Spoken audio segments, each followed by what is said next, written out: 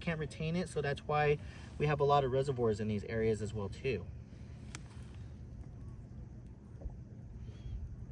So this is just our wet and dry seasons that accumulated over the millions of years as well too.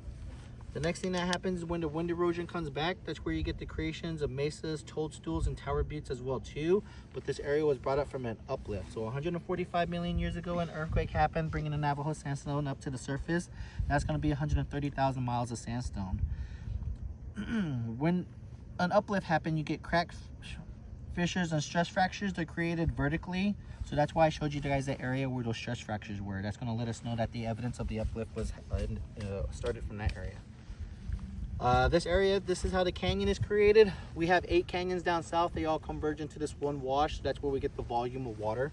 So all it takes is one canyon to bring up the volume inside the canyon about 1 to 6 feet. So that's why I showed you guys those low-hanging ceilings in the beginning, because that's going to give you the example of our normal flood seasons. That's neat.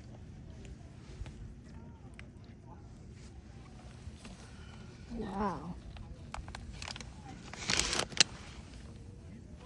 So the one thing that you will notice,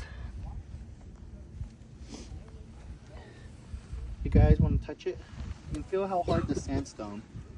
So the Navajo sandstone can hold its shape because of the rust. The rust is the hematite. That's the reddish colors that we see. The Navajo sandstone has 90% dolomite silicate quartz, which is a chrysolite. That's how we get the light in the canyon. The rust is what's coating that, and that's how we get those different colors.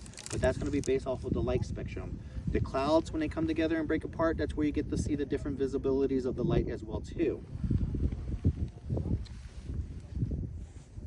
Right here, you guys, basically what you guys walk through. A lot of the times, you just want to see how it looks, you guys. You don't want to break it. Don't break it. Don't break it. So you don't want to break it, you guys. So this is what you guys basically walk through. The main thing is basically this last part, basically on how the erosion process and the walls are created. That's why I didn't want you to break it. So that way you guys can see the walls. But yeah, basically what you guys took photos of. All right. Interesting. This situation was impressive.